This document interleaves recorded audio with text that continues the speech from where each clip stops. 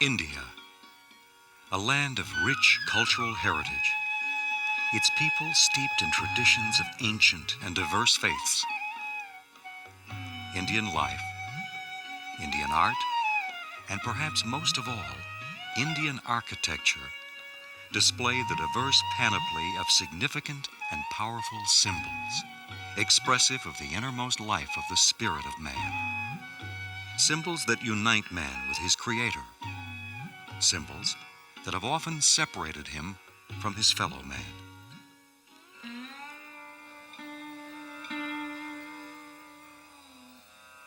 "400 years ago, Shah Akbar, the greatest of the Mughal emperors, from his magnificent palace near Agra, dreamed of uniting all the diverse people of India under the banner of one universal faith. Well, I dreamed that stone by stone I reared a sacred fane, a temple, neither pagode, mosque, nor church, but loftier, simpler, always open-doored to every breath from heaven. And truth and peace and love and justice came and dwelt therein. But such a goal remained far beyond the reach of even the most powerful emperor.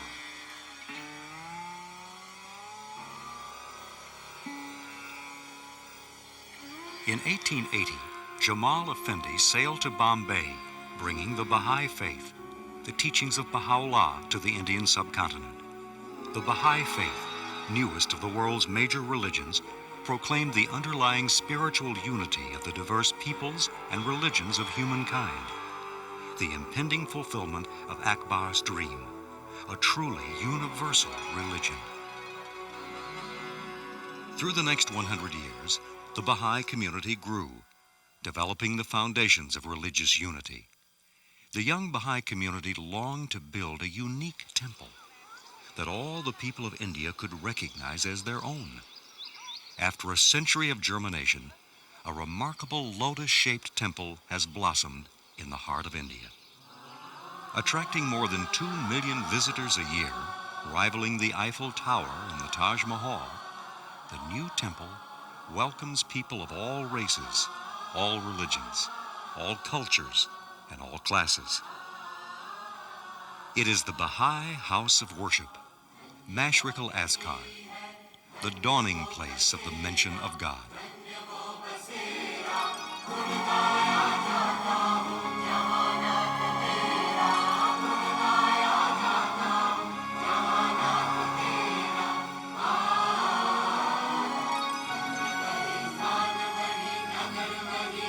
It is an achievement of the human spirit, marking the conclusion of the first century of the Baha'i faith in the Indian subcontinent.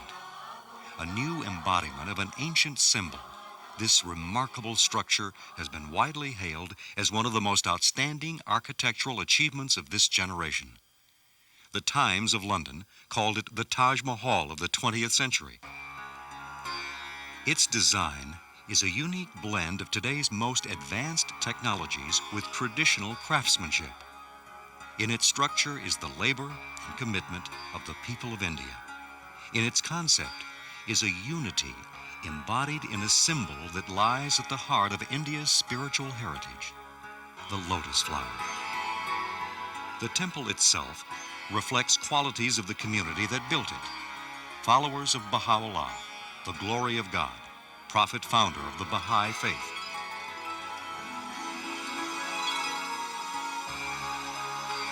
In just over a century, this young faith has spread throughout the planet, reconciling ancient religious beliefs with the knowledge and needs of today, proclaiming the oneness of God, the oneness of religion, the oneness of all humanity. The beginnings of the temple project go back to 1921, when the young Indian Baha'i community petitioned Abdu'l-Baha for permission to build a house of worship in Bombay. Abdu'l-Baha replied, "By the will of God, a majestic Mashriq al-Azkar will be erected in one of the central cities of India in the future." Eventually, a site was chosen near the southern edge of New Delhi. From the beginning, the project was infused with a spirit of generosity and sacrifice. Ardashir Rostampur, a coffee shop owner in Hyderabad, donated his entire life savings to purchase the land. It was later discovered that the land was part of an ancient village named Bahapur, which means the abode of Baha. In 1974, the world governing body of the Baha'i faith, the Universal House of Justice, called for designs for the first Baha'i temple of the Indian subcontinent. 28-year-old architect Farabor Sapa traveled to India in search of inspiration for such a monumental project. I began traveling without any preconception, searching for ideas.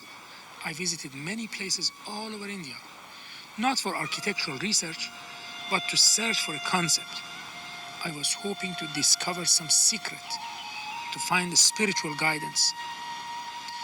Symbolism has great significance in India, probably more than anywhere else I know. Everything has meaning, and every symbol speaks in a way to the hearts of the people. In a small city of India, I met a man, an ordinary Baha'i, who has heard that I am going to design about the temple and this. So he came to me, and he was curious about what I'm going to do and all of these things. And then for the first time, he mentioned to me the Lotus.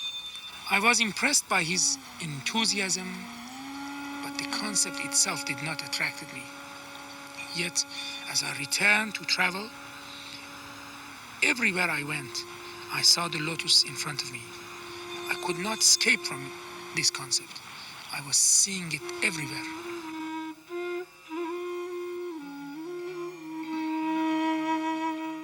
The Lotus, perhaps the most ancient religious symbol in this ancient land, springing from the beginning which hath no beginning. The early Vedas state that this blossom was born of the light of the constellations. Ancient Brahmanic myths identify the lotus as the first living thing to emerge from the primordial sea, the starting point for the evolution of all created things. In the Hindu epic poem, the Mahabharata, the creator Brahma is described as having sprung from the lotus that grew out of Lord Vishnu's navel. According to Buddhist traditions, the Bodhisattva was born from a lotus and is often portrayed seated upon a lotus pedestal, holding a lotus in his hand. Variations on this theme are common not only throughout India, but abroad from Java to Tibet, from China and Japan to Central Asia. It is a symbol of the universal Buddha, Maitreya, a sign of the manifestation of God. Buddhists glorify him in their prayers. O Mani Padme Hum, yea, O jewel in the lotus. The lotus also finds expression in Zoroastrian, Christian, and Islamic traditions. Now, the lotus came to be embodied in the bold and creative design for the Baha'i temple. All the people in all the religions, they have accepted lotus as a unique symbol of spirituality, purity, and it represents the messengers of God.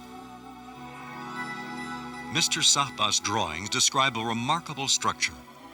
3 rows of 9 petals, each spring from a podium, which elevates the building above the surrounding plain. The first 2 rows curve inward, embracing the inner dome, rising to 34 meters. The middle set of petals reaches more than 22 meters, some 70 feet into the air. The third layer curves outward to form canopies over the 9 entrances. The diameter across the entrance petals is 70 meters, 230 feet. The main load of the building is borne by 9 large archways, which frame the central auditorium. The main building is surrounded by 9 pools of water, whose shape suggests the floating leaves of the lotus. The central circular auditorium seats 1,200 people with the ability to accommodate an additional 1,000. The entire superstructure functions as a series of skylights, allowing light into the central hall the same way light passes through the petals of a lotus flower. The new temple in India joins the distinguished company of Baha'i houses of worship on every continent. All share certain design elements: the nine-sided structure, a central dome, interiors bathed in natural light, symbolic of unity and the light of divine guidance. Yet each is unique, expressive of the cultural heritage of its own area. Mr. Sapa's breathtaking design was readily accepted, but his unusual concept presented a formidable engineering problem. How do you create a large, structurally sound building that still captures the delicate natural form of the lotus? To tackle the problem of structural design, Mr. Sapa chose the Flint & Neal Partnership of London as structural consultants. The most important aspect of the development of the design was hinged on the use of modern computing techniques. In 1978, when Mr. Saba and we first got together, that we had a new generation of computer software,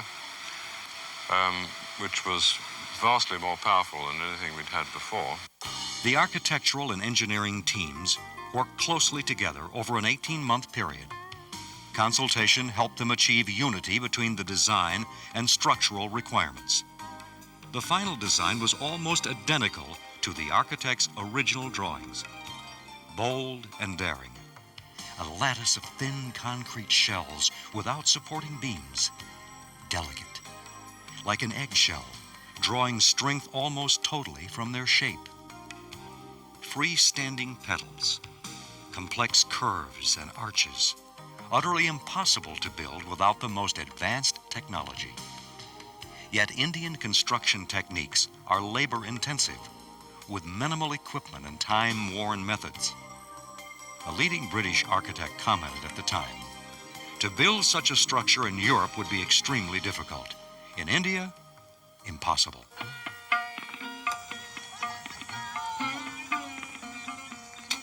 At the site, work began early in 1978.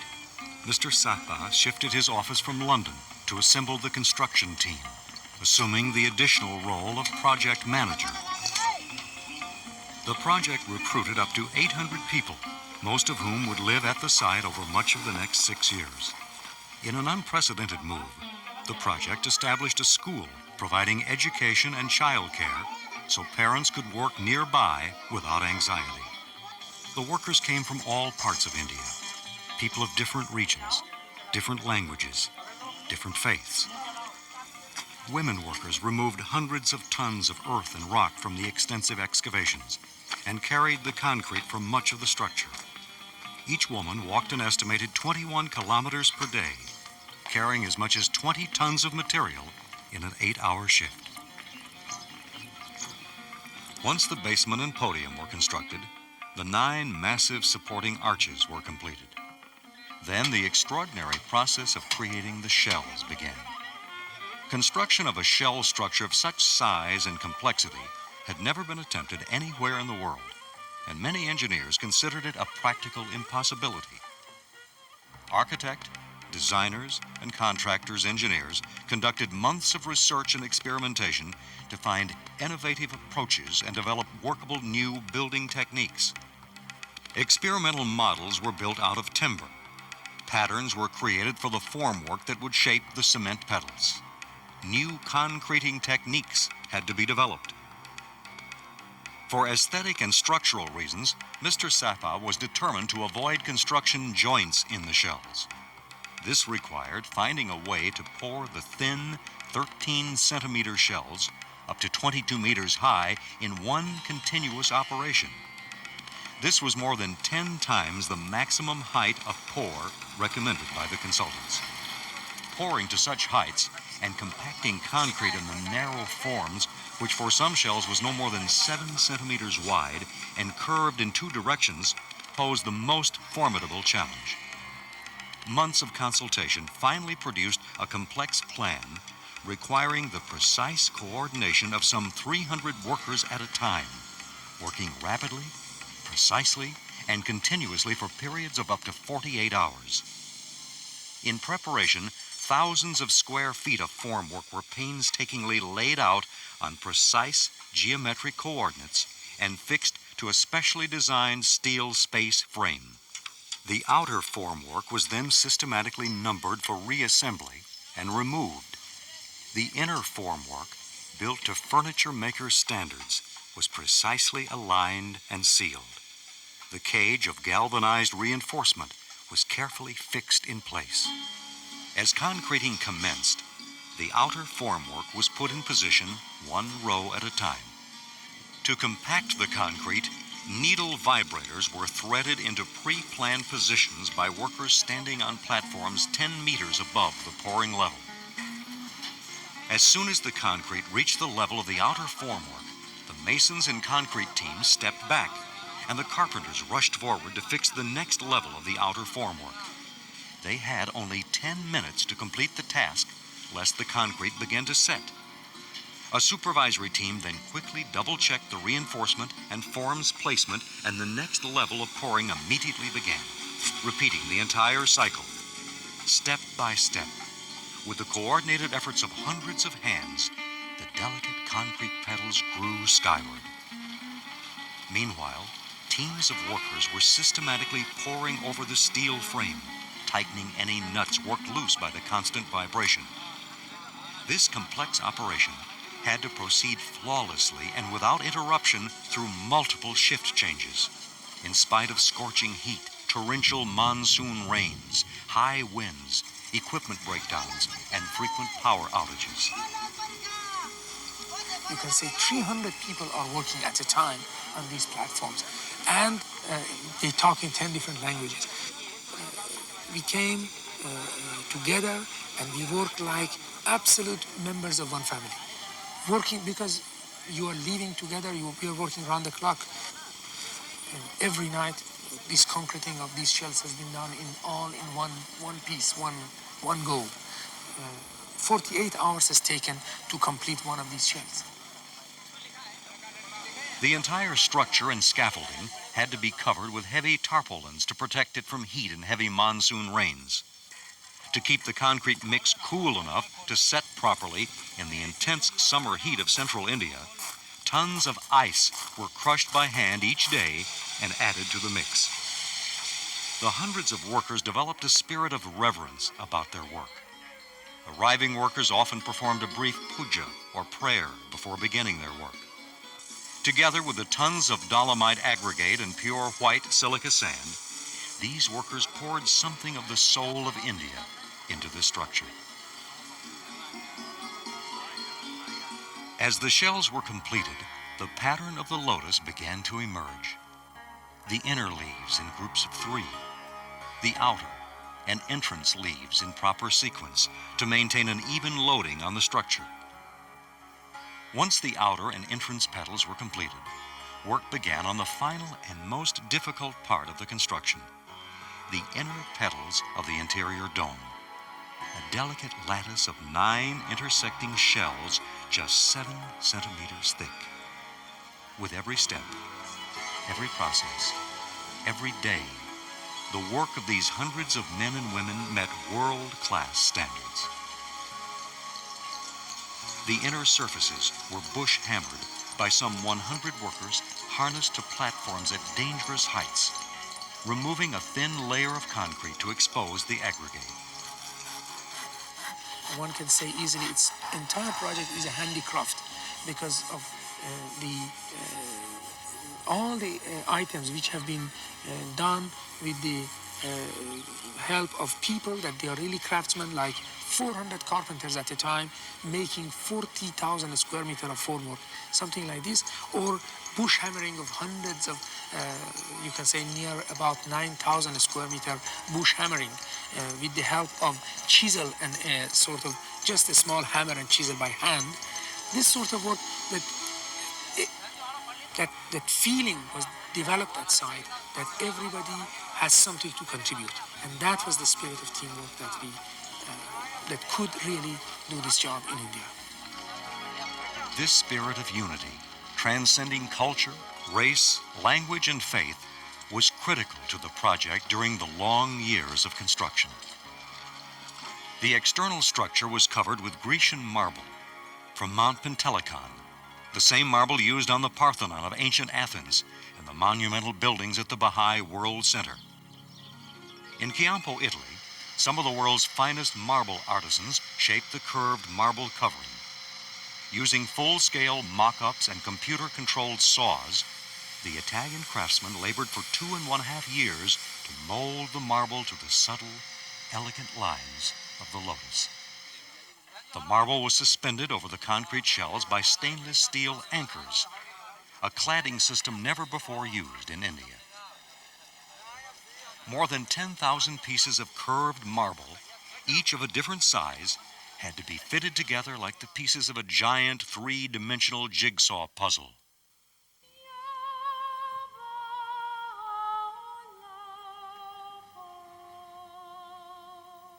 The challenge of the project produced story after moving story of great personal sacrifice, as Baha'is from throughout India, Baha'is from throughout the world often gave whatever they had to help the work proceed. In Iran, hundreds of Baha'is imprisoned for their allegiance to this gentle faith worked within the prison walls in order to be able to make their contribution to the temple project. To them was to go the honor of contributing the crowning jewel in the temple.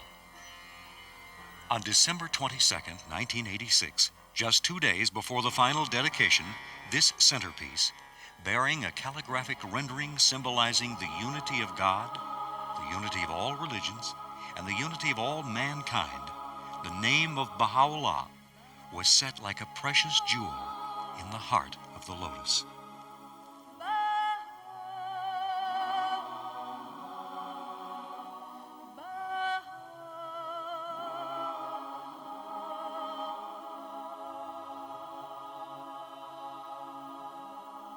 For Baha'is, such sacrificial acts evoked memories of the suffering of Baha'u'llah. A small cachet containing dust gathered from his shrine was cemented beneath the marble above the majestic archway facing the Holy Land. According to the teachings of Baha'u'llah, faith must be expressed in selfless deeds. For the Baha'i community, the completed temple stands as a witness to the spiritual oneness of all religions and to their commitment to build a peaceful and united world.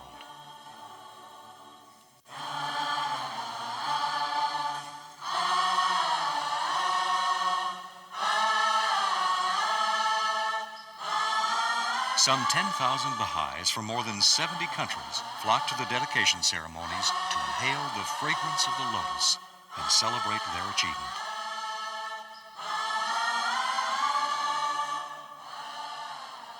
Ravi Shankar, India's world-renowned musical genius, composed music for the dedication.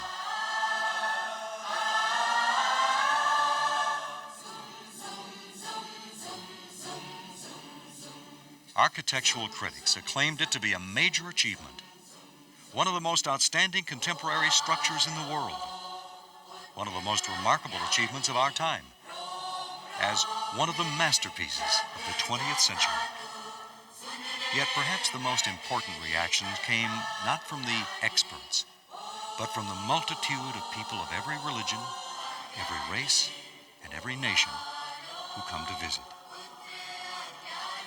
Thousands come every day, drawn by the beauty, drawn as if by an invisible spirit, drawn to prayer and meditation.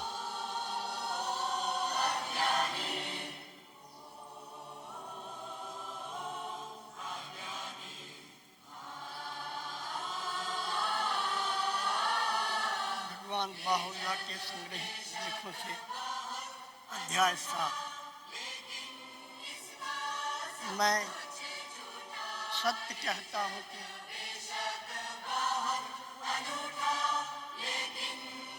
the utterance of God is a lamp, whose light is these words. Ye are the fruits of one tree, and the leaves of one branch. So powerful is the light of unity that it can illuminate the whole earth.